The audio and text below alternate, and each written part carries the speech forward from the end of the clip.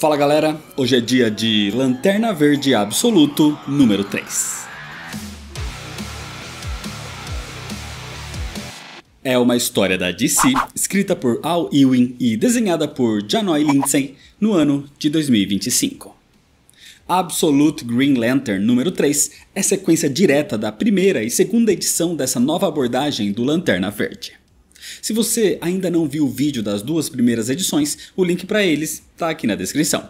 Dá uma olhada lá primeiro e depois volta nesse vídeo aqui. Mas se você já assistiu ou já conhece a história, se inscreve no canal se você ainda não é inscrito e ativa o sininho das notificações, já deixa seu like para não esquecer depois e me segue nas redes sociais. E agora sim, vamos para a história, senta aí.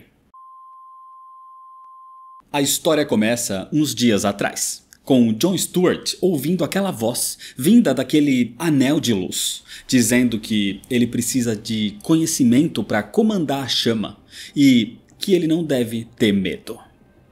John estava olhando para um tipo de círculo dourado, que parecia um anel, mas não era.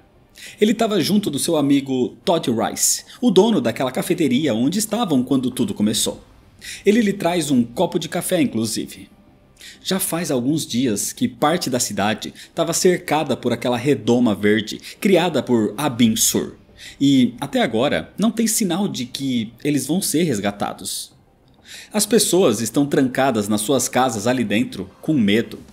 Pelo menos eles ainda têm energia, água e alimento. Mas diferente da maioria que está esperando alguém vir ajudar, John sabia que ninguém ia aparecer. Inclusive, eles observam naquele momento um carro se aproximando e de repente o carro dá meia volta. Aparentemente as pessoas de fora não veem a redoma e talvez a sua mente é afetada quando se aproximam, por isso todas elas dão meia volta. Era talvez alguma tecnologia alienígena de Abin Sur. Todd então pergunta sobre o que parecia um anel dourado na mão de John e ele diz que na verdade era um brinco. Mas não era de ouro, era só pintado. Ele pertencia ao motoqueiro que se chocou com a redoma no começo. A moto dele, nem o corpo, nada atravessou a redoma, a não ser aquele brinco que parecia ouro. E isso o deixou pensativo. E para testar sua teoria, John atira o anel contra a barreira verde e surpreendentemente o anel atravessa. Eles ainda não sabem o que provoca isso. Mas antes de continuar, John precisa falar com Hal Jordan. Na atualidade, Hal continua conversando com Joe naquela lanchonete destruída. Ele diz que a sua mão negra está faminta para consumir a luz verde que agora envolvia Joe. E que a mão tinha raiva. E sem conseguir controlar as vontades da mão negra, Hal simplesmente ataca Joe com aquela arma negra. E dela sai uma onda de energia. Mas de repente, Joe se protege com a sua luz verde de forma instintiva. Joe não sabia como aquela luz, aquele poder, funcionava. Mas simplesmente com a sua força de vontade, ela consegue controlar aquilo e assim consegue superar o poder da mão negra. Com isso, ela ataca Hal, o jogando para fora da lanchonete destruída. Caído no chão, Hal vê Joe flutuando. Ela diz para Hal controlar aquele poder que estava tomando seu corpo, ou ela seria obrigada a fazer isso por ele. No passado, John foi visitar Joe para perguntar como ela estava e também para perguntar sobre o seu anel de noivado. John quer saber se é ouro de verdade.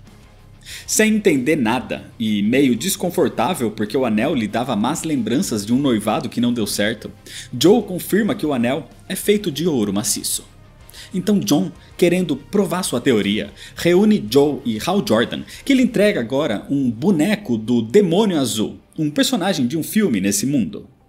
Ele era pintado de dourado, mas era de plástico. E assim como fez com aquele brinco antes, John mostra que consegue passá-lo para fora da redoma. Eles ainda não entendem como isso é possível. A redoma não deixou uma moto passar, mas deixou um boneco dourado de plástico.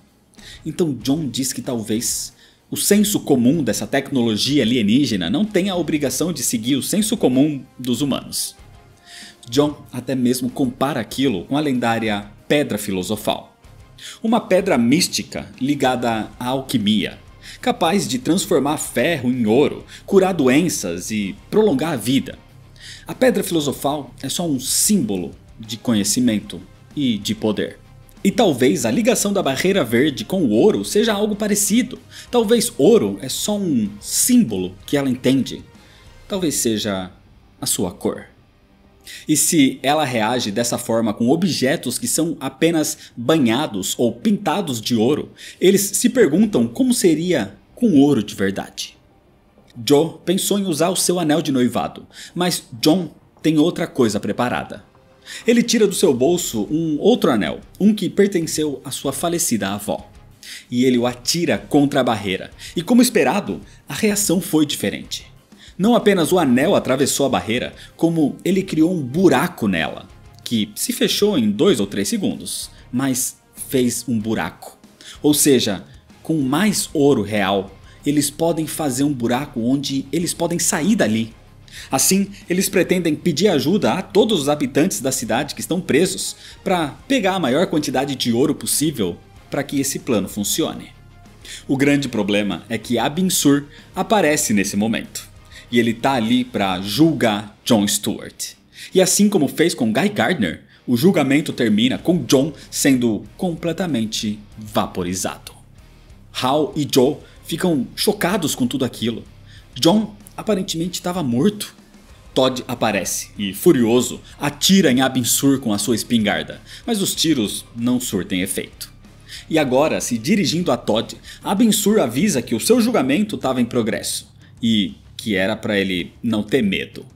Então logo depois do aviso, Abin Sur vai embora mais uma vez.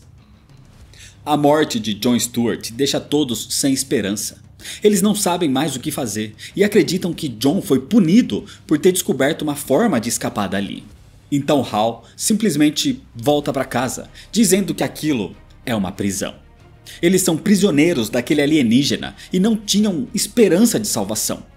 Mas ao voltar para casa, Hal tinha outros planos.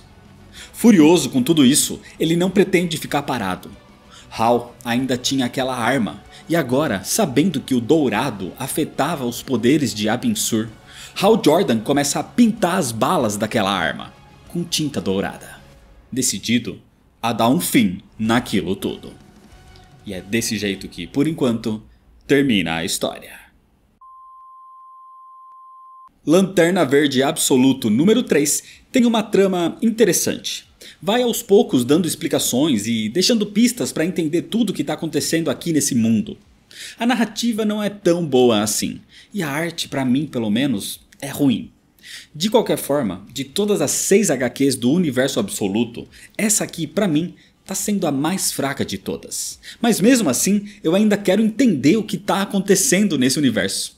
Por isso, as continuações são histórias para outros vídeos. Por isso, se inscreve no canal se você ainda não é inscrito, ativa o sininho das notificações, deixa seu like se você gostou, me segue nas redes sociais para ficar por dentro das novidades e compartilha esse vídeo com seus amigos. Muito obrigado, valeu e até mais.